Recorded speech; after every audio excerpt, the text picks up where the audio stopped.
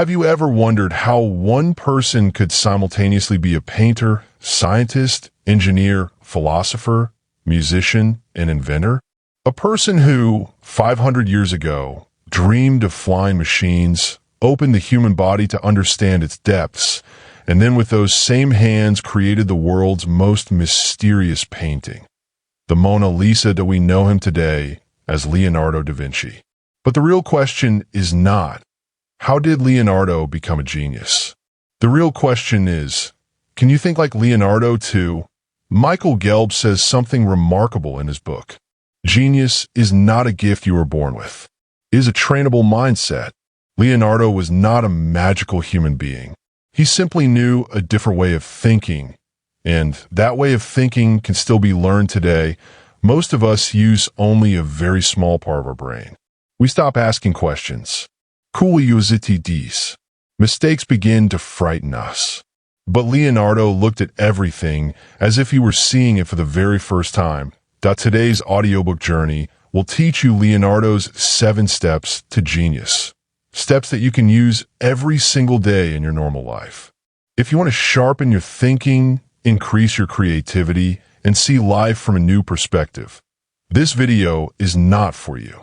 It is for your mind. Let us step into Leonardo's world. Leonardo da Vinci's childhood was nothing like a golden story. No palace, no inherited identity, no school where genius was nurtured. He was born in a small Italian village. Vinci, a child whom society half accepted from birth. He was not a legitimate child. In that era, this was not just a word. It was a stamp, an identity that limited a person's future. But perhaps those very limitations became Leonardo's greatest strength. Because when a child is not given a fixed path, they learn to create their own. Leonardo had no formal education. He did not know Latin. He did not know Greek. He was not counted among the scholars who were considered educated in that era. But he had something else, a restless mind, a mind that could not sit still. He asked questions constantly. While other children played, Leonardo would sit by the water watching waves. He would observe how water turned when it struck a stone, how even in fast-flowing currents there was its own rhythm. He would watch birds fly, not just the flight but the movement of wings, their relationship with the wind, and then the same question would arise. If birds can fly, why can't humans? Human faces fascinated him. A slight smile on someone's lips, fear hidden in the eyes, the subtle movement of a brow. Leonardo wanted to understand why a person who appears one way on the outside is not the same on the inside. Where the world accepted things, Leonardo would stop and linger. The world would say, "This is normal." Leonardo would ask, "Why is it normal?" That question became the foundation of his life. He had notebooks, but they were not tidy. They did not contain straight answers. They were messy, scattered, tangled. Incomplete sketches, fragmented thoughts, questions piled upon questions. In today's language, Leonardo was in no hurry to find clarity. Perfection was never his priority. Process was everything. He would leave an idea before it was complete. People called him unreliable. They said Leonardo never finishes his work. But they did not understand. Leonardo's purpose was not simply to finish. His purpose was to understand. He believed that knowledge is not locked inside books. It flows through life. Leonardo had one sentence that captured his entire way of thinking. Experience is the mother of all knowledge. For him, reading was secondary. Seeing, touching, and feeling were primary. He studied corpses to understand the human body. In that era, this was considered sinful. But for Leonardo, it was curiosity. He would observe muscles, understand bones, and that same knowledge would flow into his paintings. For him, art and science were not separate. Painting was not just color. It was geometry, proportion, balance. Anatomy was not just science. It was poetry, a poem written in every movement of the body. Today we divide thinking into small boxes. This is logic. This is creativity. This is science. This is art. And then we divide ourselves the same way. Leonardo did not do this. He was simultaneously a painter, an engineer, a philosopher, a musician. For him, these were not separate identities. They were different expressions of a single way of thinking. His genius was not in his IQ. It was not in his degree. His genius was in the way he looked at the world. Today we are obsessed with speed. Leonardo was a lover of depth. Today we search for answers. Leonardo preserved questions. Today we want certainty. Leonardo was comfortable with uncertainty. Michael Gelb explains this beautifully. He says there was no magical power that made Leonardo special. He simply had certain mental habits he practiced every day, habits that over time became the nature of his thinking. And this is the most important point. Leonardo is not some unreachable myth. He is not a distant legend. He is an example of what the human mind can become if it stays open. If curiosity stays alive, that is how genius is born. Michael Gelb says, if you want to think like Leonardo, you don't need to wear his clothes or draw his sketches. You just need to learn to think like him. And that thinking rests on 7 mental principles, 7 steps that can gradually bring change to your everyday life. This is not an overnight miracle. These are silent transformations. And now that you have felt the ground of Leonardo's thinking, it is time to open those 7 doors. It is time to enter the 7 steps to genius. Chapter 1. Curiosità, Curiosity. For Leonardo da Vinci, the first and most essential rule of becoming a genius was to keep curiosity alive. He believed that the day a person stops asking questions is the day their mind slowly begins to fall asleep. They remain alive, they walk around, they work, but inwardly, their thinking becomes inactive. Leonardo believed that asking questions is not just a way to gain information. It is the process of keeping the mind awake.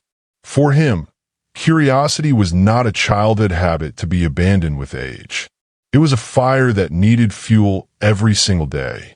He would say that if you accept something without questioning it, you become a slave to it. Today we consider ourselves very intelligent because we can find the answer to any question within seconds. We open Google, search, read the answer, and feel satisfied. But in this very process, we make a grave mistake. In searching for answers, we forget to ask questions. Our mind stops being an explorer. It becomes only a consumer. Leonardo was not like this. He would pause on any subject before accepting it as final truth. Looking at the sky, he did not just see its beauty, he wondered why it appeared blue. Watching a human laugh did not make him simply happy. He wanted to understand what feeling was hidden behind the laughter and how it affected the body. Fear was not just an emotion for him. It was a physical reaction that could be understood and observed. Leonardo's notebooks were filled with questions that no one had answers to at that time. But for him, having those questions was itself the greatest achievement, because he knew that the right question one day gives birth to the right answer. Michael Gelb teaches us this same lesson. He says that maintaining curiosity is not a natural talent.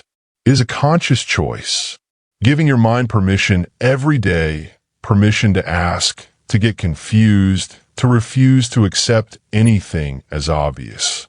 If you want to think like Leonardo, you should not try to become a genius. You should simply build the habit of becoming curious. Ask yourself a few questions every day, even if they seem small, even if they seem silly, because curiosity is the door through which every great idea enters this world. Chapter 2. Dimostrazione, Learning Through Experience. For Leonardo da Vinci, the greatest enemy of knowledge was blind belief. He would not accept something as true just because it was written in a book or said by a great scholar. He believed that until you have seen something with your own eyes, tested it with your own hands, and passed through it with your own experience, you do not truly know it. Leonardo would say that belief is useful only as long as it leads you toward discovery. But the moment belief stops questions, it does not become knowledge, it becomes a chain. This is why he was not afraid of authority. In his era, the words of great names like Aristotle were considered final truth. But Leonardo would test even their ideas against the measure of experience. Today we live in a different kind of world. Around us are quotes, motivational lines, and ready-made wisdom. We read them, share them, and begin to feel wise. But that wisdom is often borrowed. It has not descended into our lives. It has only glittered on our screens. Leonardo did not read knowledge. He lived it. He experimented. Sometimes he experimented with the flow of water. Sometimes he played with light and shadow. Sometimes he took risks to understand the structure of the body. And yes, he failed too. Many designs did not work. Many ideas remained incomplete. Many experiments proved wrong.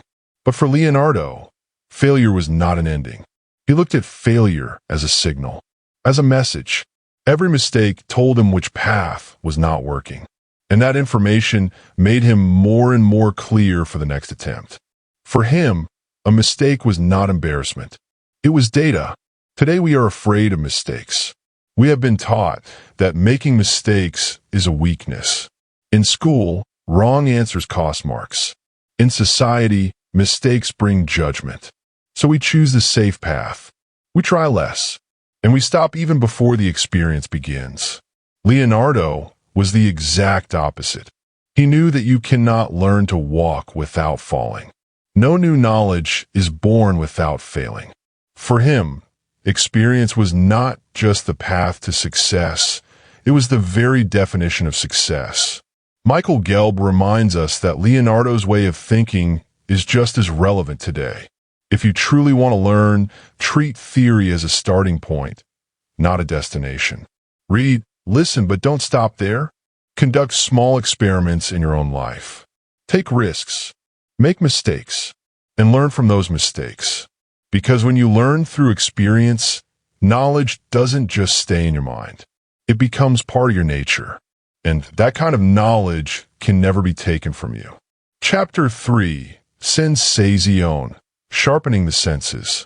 Leonardo da Vinci believed that a person's thinking can only be as deep as their ability to see, hear, and feel.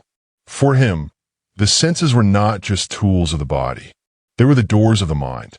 If these doors are clouded, every thought that enters through them also becomes clouded. Leonardo trained his senses every day. He would look, but not with a passing glance. He would examine the texture of a leaf as if it were a secret. He would observe light falling on a wall as if it were part of a story. He did not just hear sounds. He felt the difference between them. What is different between the rustle of wind and the wave of water? He tried to understand this. He believed that the clearer the observation, the clearer the thinking. If you see things halfway, you will only understand them halfway. Leonardo would say that before sharpening the mind, it is necessary to sharpen the senses because the mind thinks only what the senses show it. Today, our senses are gradually becoming dull. We spend most of our time in front of screens. Our eyes see pixels. Our ears hear notifications. Our bodies sit in one place. We see a lot, but observe very little.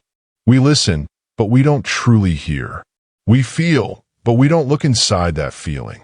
In Leonardo's time, distractions were fewer, but curiosity was greater. Today, distractions are more and curiosity is being suppressed. This is why our thinking is becoming shallow. We form judgments quickly. We reach conclusions quickly because we have lost the habit of looking at things deeply. Leonardo treated observation like meditation. For him, seeing was a practice, listening was an art, and feeling was a conversation with himself. He knew that when the senses awaken, the mind also awakens. Then creativity is born on its own, and understanding deepens on its own. Michael Gelb reminds us that this habit can still be brought alive today. It requires no great technique, just a little pause every day. Spend a few minutes each day away from your phone. Simply look around. Look carefully at a person's face. Listen to a sound fully. Feel a sensation without naming it. When you do this, the world doesn't change. Your way of seeing changes. And when the way of seeing changes, thinking deepens on its own. Chapter 4. Sfumato. Comfort with uncertainty. Michael Gelb calls this mental practice sfumato, learning to become comfortable with ambiguity, paradox, and unanswered questions. It is not easy because our mind quickly wants closure. But Leonardo taught that if you let go of the insistence on finding every answer immediately, your mind gradually begins to descend into depth. Sitting with uncertainty is an art. It does not mean doing nothing. It means waiting for understanding to ripen. When you give a question time, that question begins to change you. It broadens your thinking. It increases your tolerance. And it gives space to your creativity. Leonardo's genius was hidden in this very patience. He knew that the most beautiful answers in life are often born from incomplete questions. And the person who makes friends with uncertainty becomes not just a better thinker. They also become a more peaceful human being. Chapter 5. Arte/Scienza. Balancing logic and imagination. For Leonardo da Vinci, the world was not divided into two halves. For him, logic and imagination, science and art, were not separate paths of thinking. They were two streams of the same river. He believed that if either one is separated from the other, understanding remains incomplete.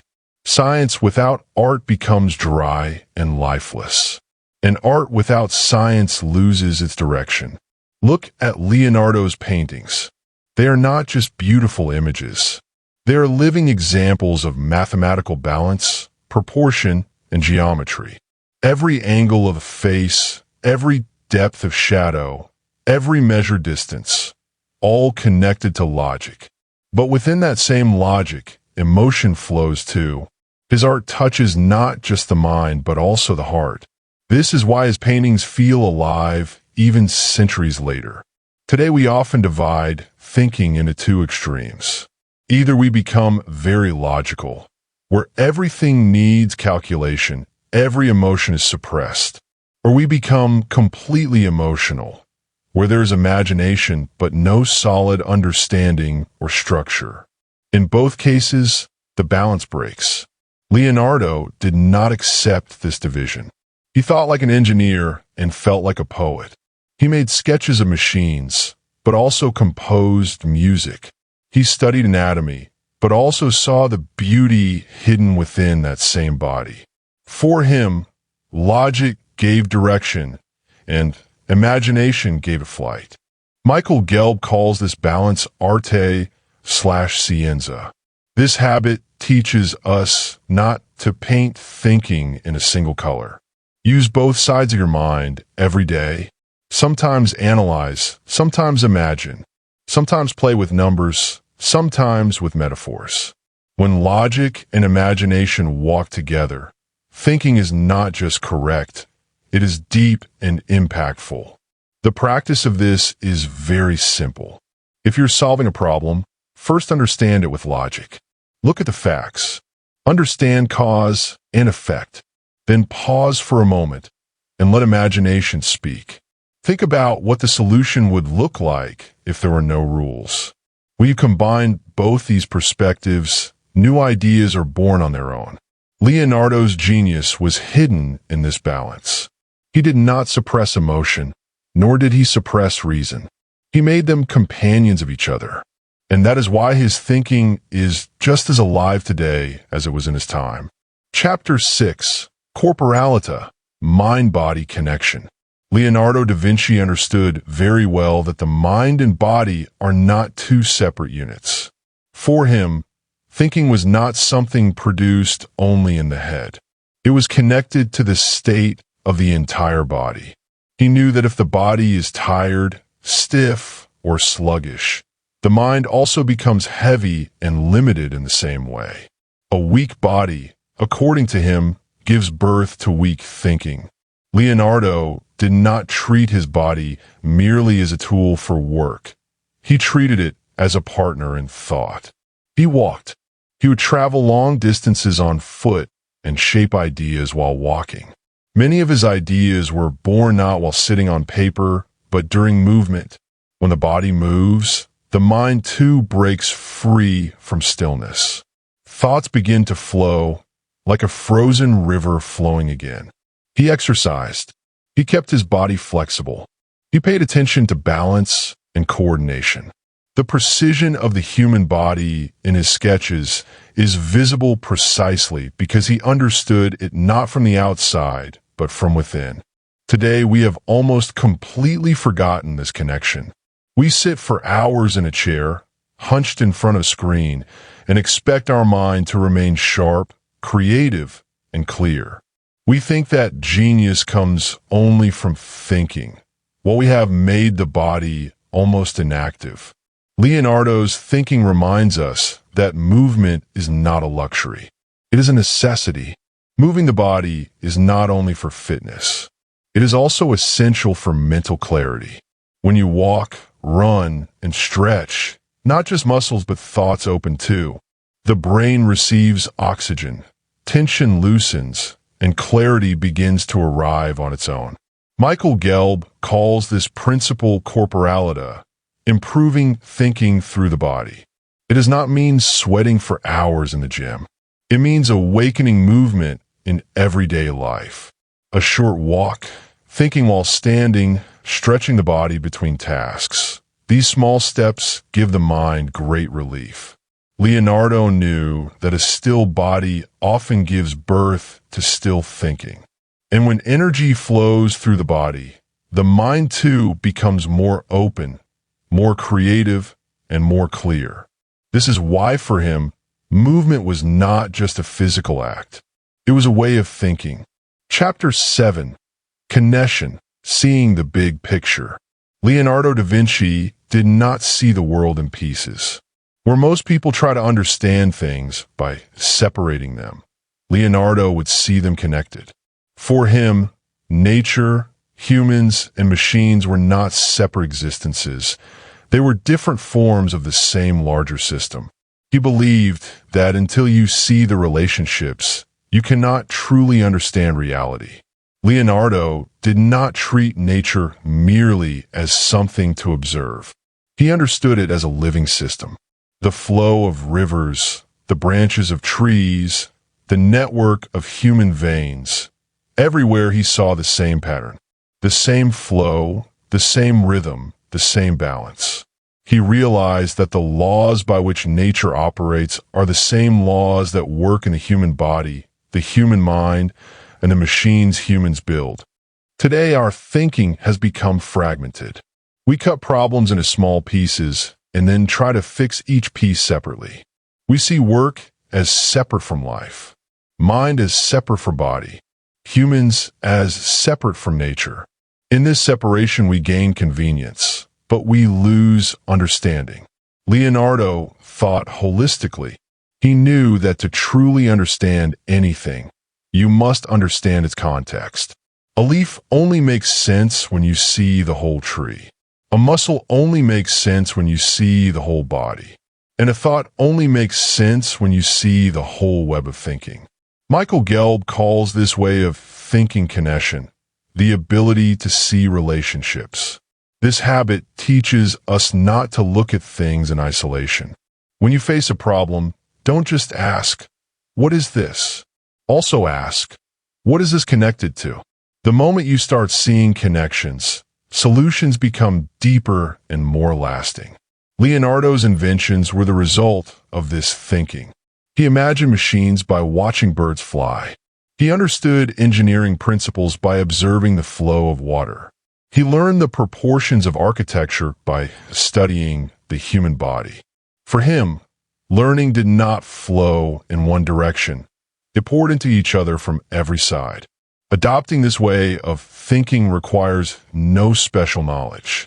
Only the perspective needs to change. Do not see the events of your life as separate events.